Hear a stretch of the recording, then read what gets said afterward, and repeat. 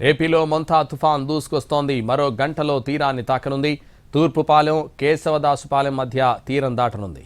సరిగ్గా సాయంత్రం 6 గంటలకు ల్యాండ్ ఫాల్ ప్రక్రియ మొదలై రాత్రి 11 గంటల వరకు కొనసాగనుంది. తుఫాన్ తీరం దాటడానికి దాదాపు 5 గంటల సమయం పట్టనుంది. ఈ 5 గంటలే అత్యంత కీలకం. తుఫాన్ తీరం దాటే సమయంలో ప్రచండ గాలులు వీచే అవకాశం ఉంది. గంటకు 100 నుంచి 110 కిలోమీటర్ల వేగంతో భీకర గాలులు వీస్తాయని ఐఎండీ అంచనా వేస్తోంది. దాంతో తీర ప్రాంతాల్లో సముద్రం అల్లకల్లోలంగా మారనుంది. పెద్ద ఎత్తున రాకాసి అలలు ఎగసిపడతాయి. గాలులు ఉధృతికి చెట్లు, కరెంటు స్తంభాలు నేలకూలే ప్రమాదం ఉంది. హోర్డింగ్లు, ఫ్లెక్సీలు, పురాతన ఇళ్లకు ముప్పు పొంచి ఉంది.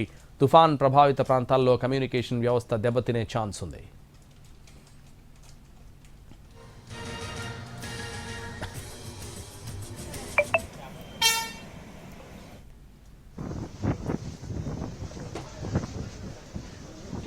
ఇప్పటికే విశాఖ, కాకినాడ, మచిలీపట్నంలో తుఫాన్ ప్రభావం స్పష్టంగా కనిపిస్తోంది. భీకర గాలులకు ఎక్కడికక్కడ చెట్లు నేలకూలుతున్నాయి. పలుచోట్ల రోడ్లకు అడ్డంగా విరిగిపడడంతో వాహనదారులు ఇబ్బందులు పడుతున్నారు.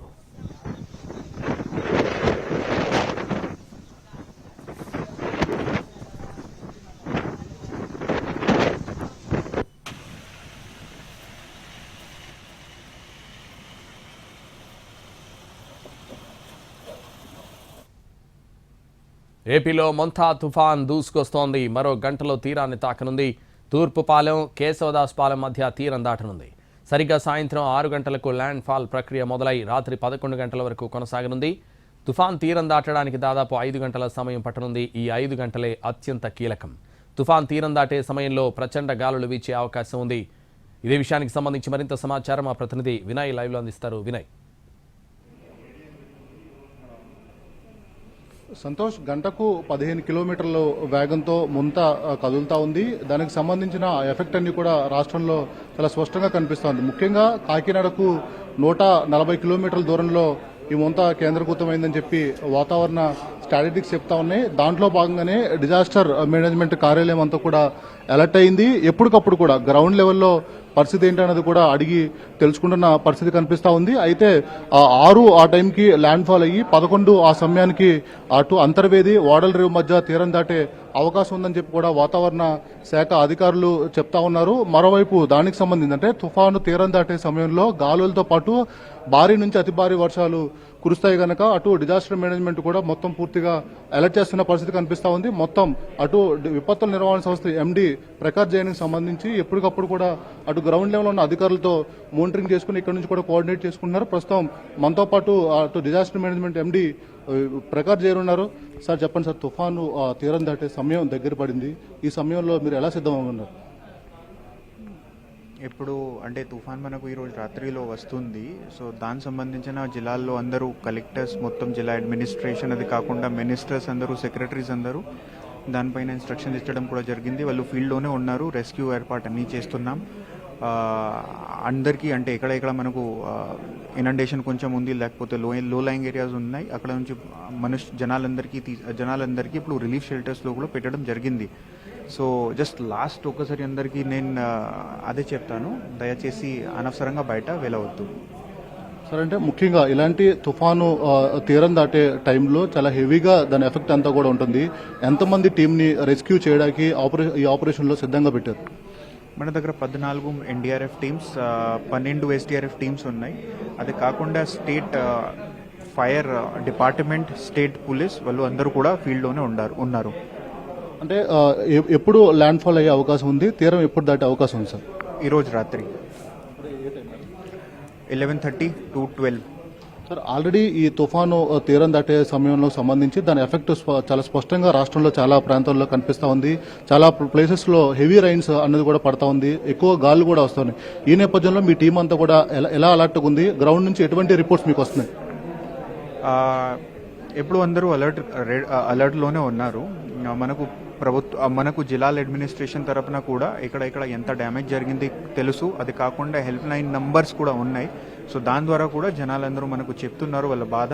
సో దానిపైన కూడా మేము మన టీంకి చెప్పి యాక్షన్ తీసుకుంటున్నాము. సార్, ముఖ్యంగా ఈ తుఫాను అప్డేట్కి సంబంధించి అటు SMS కావచ్చు, అదేవిధంగా హారన్తో కావచ్చు, మిగిలిన అనేక ప్లాట్ఫామ్స్ ఉపయోగించి మొత్తం ప్రతి రూట్ లెవెల్ కూడా ఈ తుఫాను సమాచారం ఇలా మీరు చెప్తా ఉన్నారు. అయితే మరికొన్ని గంటల్లో తుఫాను ల్యాండ్ ఫాల్ కాబోతా ఉంది, తీరం దాటుకుపోతుంది. అంటే ఇది ఎప్పుడు సార్, చాలా స్పష్టంగా ఎప్పుడు దాటబోతుంది? అంటే ఈరోజు ల్యాండ్ ఫాల్ అయిన తర్వాత రేపటి నుంచి కొంచెం క్లియర్గానే ఉంటుంది.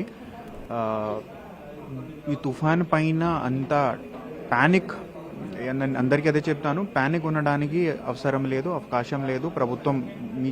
ప్రభుత్వం మీకోసం పని చేస్తుంది, అందరూ ఉన్నారు. Just cooperate and follow the instructions. Sir, అంటే కాకినాడ పోర్టు దగ్గర మొత్తం 10వ నెంబర్ హెచ్చరిక కూడా జారీ చేశారు. గతంలో హుదూద్ తుఫాన్ సమయంలో 11 నెంబర్ హెచ్చరిక అక్కడ జారీ చేశారు. అంటే 10 అనేది కూడా చాలా హెవీగా ఉంటుంది. ఈ నేపథ్యంలో దీన్ని ఎలా చూస్తున్నారు మీరు? అవును, పోర్ట్స్లో వాళ్ళకి 1 నుంచి 12 దాకా డేంజర్ లెవెల్స్ ఉన్నాయి. సో వాళ్ళు ప్రికాషనరీ స్టెప్స్ తీసుకున్నారు. ఈ ప్రికాషనరీ స్టెప్స్ పార్ట్తో మన తరపున కూడా అందరూ ఫిషర్మెన్కి వార్నింగ్ ఇచ్చడం జరిగింది. వాళ్ళు కూడా ఇప్పుడు వెనుక వైపు వచ్చారు. జరుగుతుంది, తుఫాన్ వస్తుంది, but we are ready, we are prepared and make sure no life is lost, no untoward incident happens. Sir, అంటే ప్రస్తుతం క్లైమేటిక్ కండిషన్స్ ప్రకారం కాకినాడ పరిసర ప్రాంతాల్లో తీరం దాటుతుందని చెప్తున్నా ఉన్నారు. కాకినాడకి 140 కిలోమీటర్లు దూరంలోనే ఈ తుఫాను కేంద్రీకృతమైన నేపథ్యంలో దాని ఎఫెక్ట్ అనేది కూడా మొత్తం రాష్ట్రంలో పలు ప్రాంతాలు కనిపిస్తుంది. ఎఫెక్టెడ్ ఏరియాస్ ఏమైనా షార్ట్అవుట్ అయినాయా? ఎఫెక్టెడ్ ఏరియాస్ అంటే మనకు గ్రామ్ దాకా తెలుసు ఎక్కడ ఎంత ఎఫెక్ట్ ఉంటుంది. ఆ మొత్తం రియల్ టైమ్ గవర్నెన్స్ పార్ట్తో, STMA పార్ట్తో ఐడెంటిఫికేషన్ చేయడం జరిగింది. సో ఎగ్జాక్ట్గా ఎక్కడ ఎఫెక్ట్ ఉంది తెలుసు. అలాగే అలర్ట్ కూడా అలాగే పంపించాం ఈరోజు SMS ద్వారా, వాట్సాప్ ద్వారా, IVRS కాల్స్ ద్వారా, దాని తర్వాత ఒక ఫోన్ వైబ్రేషన్ ద్వారా కూడా అలర్ట్ పెట్టడం జరిగింది స్పెసిఫిక్గా, ప్రిసైజ్గా. సార్, అంటే ముఖ్యంగా ట్రాన్స్పోర్ట్ హెవీ వెహికల్స్ సంబంధించి కూడా ఈ తుఫాన్ ప్రభావంతో ఎక్కడికక్కడ కూడా నిలిపివేయాలి, పక్కకి సేఫ్గా పార్క్ చేసుకోవాలని చెప్పారు. దానికి సంబంధించి ఏం ఇన్ఫర్మేషన్ ఉంది సార్? విండ్ మనకు కొంచెం ఎక్కువగానే ఉంది కాబట్టి specially in the central coastal AP districts public వెహికల్స్కి పబ్లిక్ వెహికల్స్కి ఆపేయడానికి ఇన్స్ట్రక్షన్స్ ఇచ్చడం జరిగింది. ఇంతకుముందు ఫిషింగ్, బోటింగ్ కూడా ఆపేయడానికి ఇన్స్ట్రక్షన్స్ ఇచ్చాం. సో అదే వాళ్ళు ఫాలో అవుతున్నారు, ఫీల్డ్లో అందరూ ఉన్నారు. సార్, అంటే ఫైనల్గా తుఫాను తీరం దాటే సమయంలో చాలా హెవీగా గాలులు వేస్తాయి కనుక టవర్లు వాటన్నిటి కూడా ప్రాబ్లం వచ్చే అవకాశం ఉంది. మీకు ఒకవేళ కమ్యూనికేషన్ ఉంటే గ్రౌండ్ లెవెల్లో ఏం జరుగుతుందని మీకు కమ్యూనికేషన్ వస్తుంది. ఒకవేళ కమ్యూనికేషన్ దెబ్బతింటే దానికి ఆల్టర్నేట్గా ఎటువంటి ప్లాన్ చేశారు? రియల్ టైమ్గా మనకు ఎక్కడ టవర్లో ప్రాబ్లమ్స్ ఉన్నాయి తెలుస్తుంది. ప్రతి టవర్ లొకేషన్లో ఒక DG సెట్ పెట్టాం, డీజిల్ జనరేటర్ సెట్ పెట్టాం డీజిల్ పార్ట్తో. అది కాకుండా ఈ ఎఫెక్ట్ ఉన్న జిల్లాలకి మొబైల్ టవర్ పెట్టడం కూడా జరిగింది. అది కాకుండా మన తరపున శాటిలైట్ ఫోన్స్ ఇచ్చడం జరిగింది. అదే కాకుండా పోలీస్ తరపున VHF సెట్స్, రిపీటర్స్ కూడా ఉన్నాయి. అది కూడా అంటే వేరే జిల్లాల నుంచి తెప్పించి ఈ సెంట్రల్ కోస్టల్ AP జిల్లాలకి ఇచ్చడం జరిగింది. సో మేము ఇన్షూర్ చేస్తాం సీమ్లెస్గా కమ్యూనికేషన్ ఉంటుంది. అంటే లోతెత్తు ప్రాంతాలు, తీర ప్రాంతాల ప్రజల విషయంలో ఎటువంటి జాగ్రత్తలు తీసుకున్నారు? అంటే రెస్క్యూ రిలీఫ్ ఆపరేషన్స్ ఉన్నాయి, రిలీఫ్ షెల్టర్స్ ఉన్నాయి. అది కాకుండా కూడా అందరికీ అదే చెప్తాను, ఇంటి లోపల ఉండాలి దయచేసి. అదే మీరు ఇన్షూర్ చేయండి. మిగతా మొత్తం ప్రభుత్వం తరపున మేము స్టెప్స్ తీసుకుంటాం.